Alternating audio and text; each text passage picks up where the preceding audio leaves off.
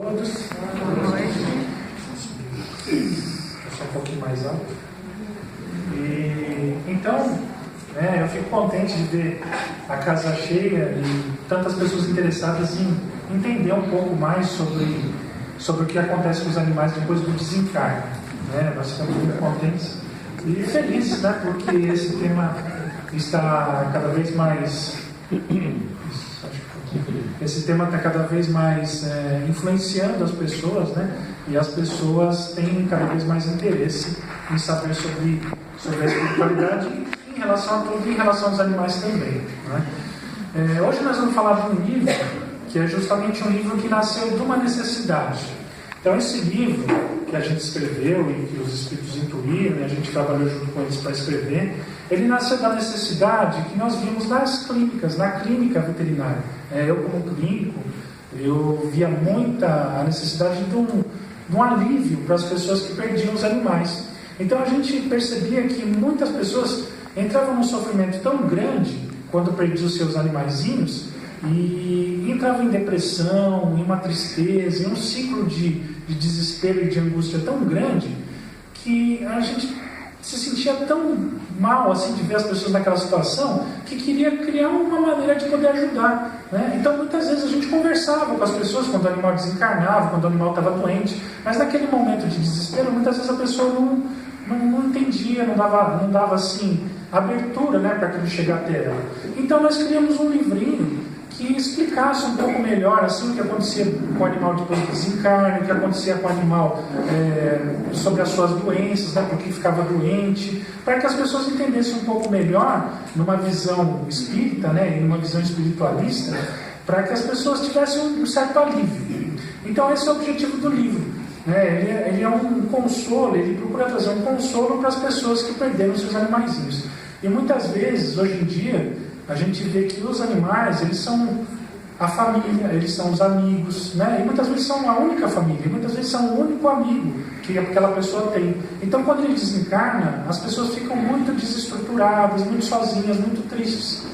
Então, esse livro é justamente para trazer um pouco de alívio a essas pessoas. Então, esse é o nosso livrinho, a capa do nosso livrinho. Aqui, qual que é o nosso objetivo? Então, o nosso objetivo é trazer um alívio, mas de que maneira? Tentando demonstrar para as pessoas que o animal, ele tem uma doença. Sim, ele tem uma doença que na nossa terra, no momento atual, ela é incurável.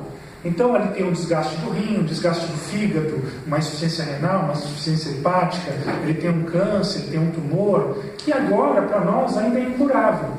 Mas que existe um lugar que ele pode ir e que ele pode ser curado. Então é igual antigamente, quando o pessoal tinha problema de coluna, tinha problema do coração, tinha problema de tumor, e que ia para os Estados Unidos fazer uma cirurgia, e quando voltava curado. Então a ideia que a gente tenta passar para as pessoas é essa, que ainda aqui no mundo terreno, no mundo físico, carnal, ainda não se consegue curar um câncer, não se consegue curar uma insuficiência renal, não se consegue curar muitas vezes alguma doença que ainda, para nós, ainda não se tem uma resposta boa de cura, mas que ele vai para o mundo espiritual, e lá ele faz um tratamento e se cura. E aí depois que ele se cura, o que acontece? Ele vai para o mundo espiritual, faz um tratamento, e aí ele retorna para a sua família. Então essa é a ideia que a gente tenta passar para as pessoas, que quando o animal desencarna, ele está fazendo uma viagem para o mundo espiritual para se curar, para se renovar, para que o seu corpo espiritual se renove, os seus órgãos se renovam, e ele possa voltar para aquela família. Principalmente, assim, é claro que pode ser que ele não volte para a mesma família, mas a chance dele voltar para a mesma família é muito grande, porque ele ainda teria muitas lições ainda para aprender com aquela família. Então essa é a ideia que a gente passa, que ele vai, se cura e depois ele retorna. Então traz um alívio muito grande. É claro que os nossos conceitos e os nossos preconceitos em relação aos animais, a nossa ideia de conhecimento dos animais ainda é muito restrita. Por quê? Aqui a gente vê até no livro dos Espíritos falando, do Kardec, através da escrita aqui conversando, que ele fala: o homem nunca chegará a compreender na sua condição atual, o que é que tudo que se encaixa na natureza pelos laços que não podeis ainda compreender. E as coisas mais desiguais na aparência têm pontos de contato que o homem nunca chegará a compreender na sua condição atual. Ele pode entrevê-los pelo esforço da sua inteligência. Então tudo que a gente está falando hoje né? É um esforço da inteligência, porque a gente ainda tem muito preconceito ainda, a gente ainda tem muita deficiência em entender. Então ele pode prevê-lo pelo esforço da sua inteligência, mas somente quando essa inteligência tiver adquirido todo o desenvolvimento, estiver livre dos preconceitos, do orgulho e da ignorância, é que poderá ver claramente na obra de Deus. Enquanto isso não acontece, suas ideias limitadas lhe fazem ver as coisas sob um ponto de vista mesquinho e restrito. Então, o que hoje a gente está tentando fazer? A gente está tentando diminuir esse ponto de vista restrito. A gente está tentando diminuir esse ponto de vista de uma perda, né, que seria um ponto de vista egoísta, né, em relação ao animal. Então a gente está tentando mudar esse ponto de vista. É claro que quanto mais a gente vai aprendendo, mais a gente vai abrindo o nosso pensamento e vai conseguindo expandir o conhecimento em relação à nossa relação com os animais, a relação dos animais com a natureza, a relação do homem com a natureza. Né? Então sabem bem que Deus não pode se contradizer e que tudo na natureza se harmoniza pelas leis gerais, que nunca se afasta das sublimes Deus do Criador. Então, o que a gente está tentando fazer é justamente abrir esse pensamento para que a pessoa diminua o sofrimento dela, né? Aumente o entendimento e diminua o sofrimento. Então, o que a gente vê? A gente vê muitas religiões e em muitas épocas falando sobre os animais e falando sobre a evolução. Então, a gente vê aqui no Egito, a pedra se converte em planta, a planta em animal, o animal em homem, e o homem em espírito, o espírito em Deus. Né? Então, isso já no Egito Antigo. O hinduísmo também fala a mesma coisa. O homem dorme na pedra, sonha no vegetal, agita-se no animal e toma consciência no homem. Então, também confirmando que a alma ela vai passando por essas fases, né, para chegar no homem. A alma dorme na pedra, sente no vegetal, agita-se no animal e evolui no homem. Também na Indochina já falando também. E aqui a gente vê o Leon Denis também falando. A alma dorme na pedra, sonha na planta, move-se no animal e desperta no homem. Então, todas são fases, são degraus, né? São caminhos, né, para a evolução. Então são fases da evolução.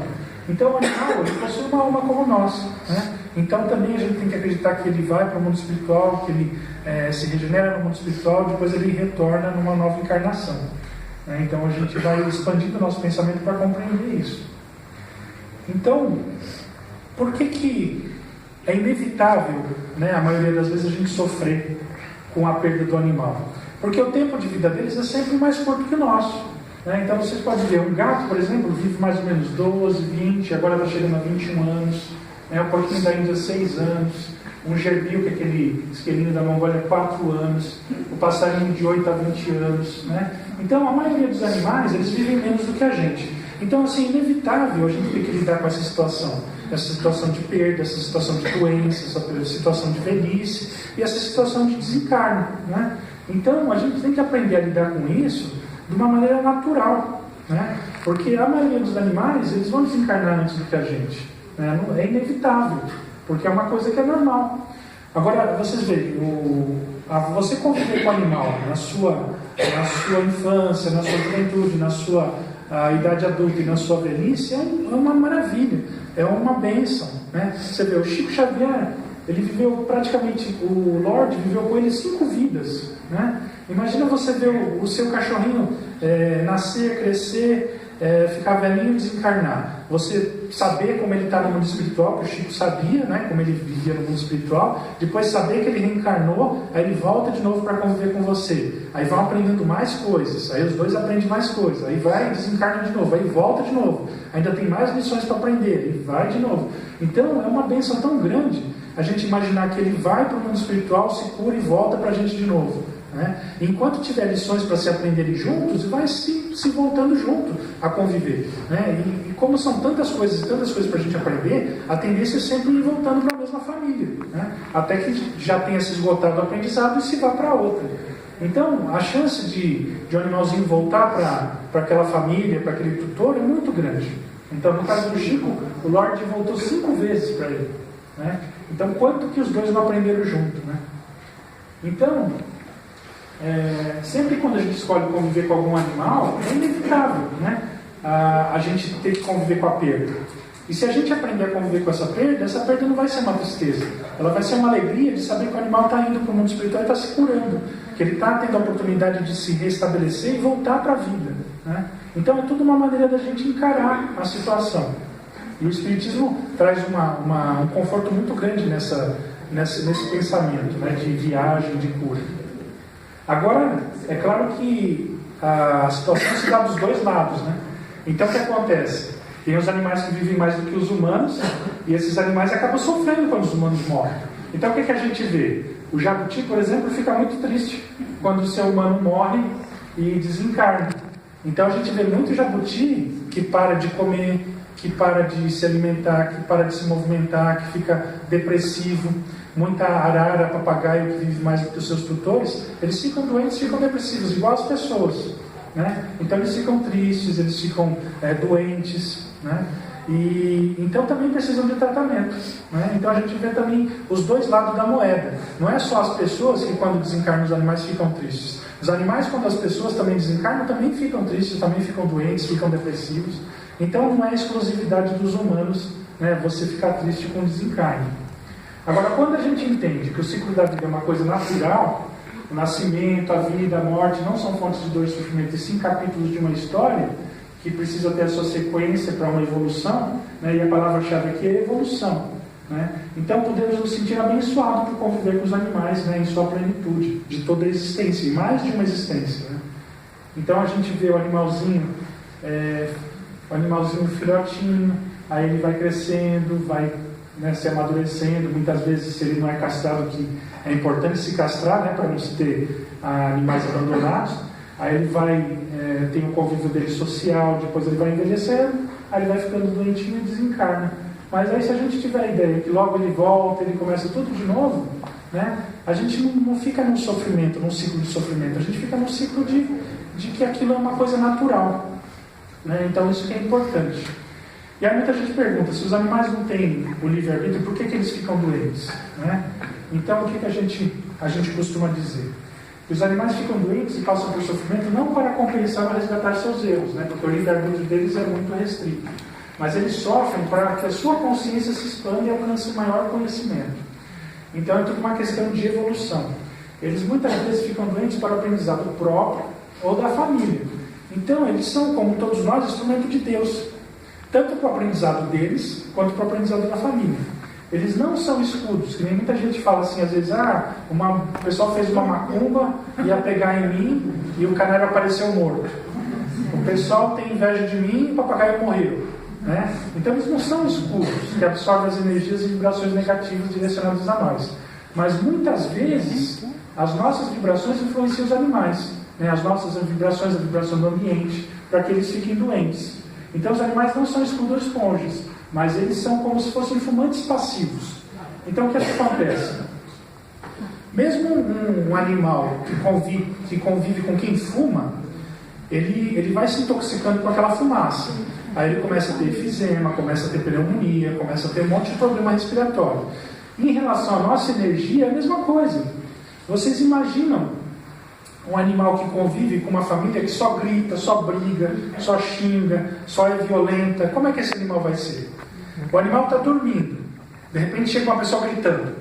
Ele vai ser um animal medroso, assustado, agressivo, né? Porque até pelo próprio fato físico, né, de levar um susto, de levar uma bronca, de levar um safanão, né? Então ele vai ser um animal agressivo. Então muitas vezes a parte física mesmo, né, transforma ele em doença, né? Ele vai ficando doente. Agora é claro que também ele absorve. Vocês imaginam que a pessoa fica fumando o dia inteiro dentro de casa. Então vocês imaginam que uma pessoa fica o dia inteiro depressiva dentro de casa. Aí ela vai gerando aquela energia de depressão em volta dela, aquela vibração de depressão. E o animal convivendo com ela. O animal vai acabar ficando doente também, né? Porque ele vai absorvendo aquilo lá como se fosse uma fumaça. Agora, o que acontece? A pessoa, ela tem a oportunidade de sair para trabalhar, de sair para tomar um ar, de sair para passear. Agora vocês imaginam um canário. O canário está preso dentro da gaiola, convivendo com um monte de energia pesada, vamos dizer, como se fosse uma pessoa fumando, e se contaminando com aquilo lá. A pessoa tem 80 quilos, 50, 60 quilos. O canário tem 20, 30, 50 gramas. Né? Então aquilo se concentra muito mais nele. Então, de repente, de um dia para o outro aparece morto. E aparece mesmo, porque vai se contaminando de tal maneira com aquelas energias negativas que morre mesmo. Né? Então, vai se refletindo no corpo, né? Vai se refletindo a situação. mas ele acaba morrendo. Então a nossa responsabilidade em relação aos animais é muito maior do que a gente imagina. Então, em relação aos animais, não existe o resgate de seus erros, já que não age com perversidade, mas por uma inteligência restrita e sem maldade, sempre por instinto de sobrevivência. Por vezes, precisa se reajustar. Então, reajuste não é pagar, não é ter que viver a mesma situação que criou. Reajuste é uma adaptação em decorrência de atos incorretos a que são submetidos pelos humanos. Então,